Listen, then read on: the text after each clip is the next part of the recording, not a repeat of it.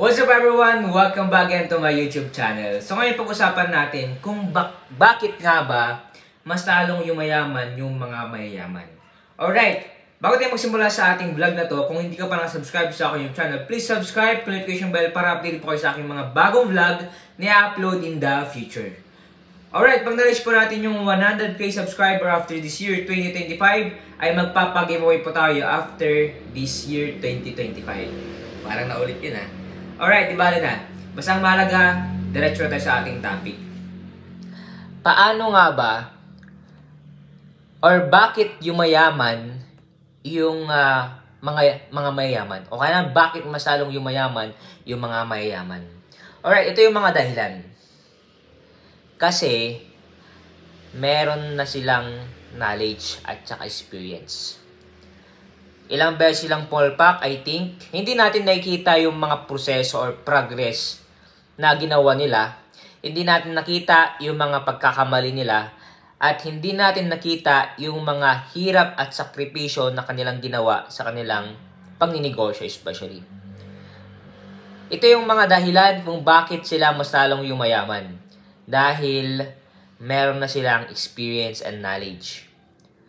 Tapos, alam nila yung sekreto ng mga mayayaman. Kasi, syempre, meron silang knowledge, may silang experience. Tapos, kaya nilang i-duplicate yung kanilang kayamanan. Anong gagawin nila? Invest dyan, invest dito. Create ng business. Bili ng lupa ng ganito. Madami silang capital na. At hindi mawawala din yung wisdom, kagaya ng kay Solomon. Solomon, okay, siya ay may wisdom at nakuha niya lahat. Kasi ang ano yung binigay ng Panginoon sa kanya? Wisdom. Kapag may wisdom ka kasi, okay, check ako, magiging mayaman ka. Okay? Kaya kung wala kang wisdom na wisdom ng Panginoon, okay, hindi ka yayaman.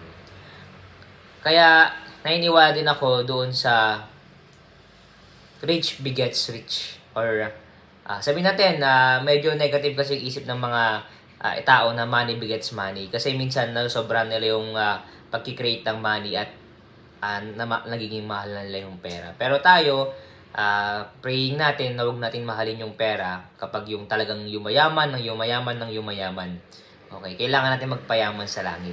Okay, yan yung tandaan natin. Okay, so yung mga rich begets rich. Kapag yumaman sila, mga anak pa yan ng mga kayamanan. Yun lang naman. At bago tayo matapos sa ating vlog, kung gusto mo bumili ng aking libro, please click the Facebook page official link sa description. Message lang po ako. Salamat po and God bless.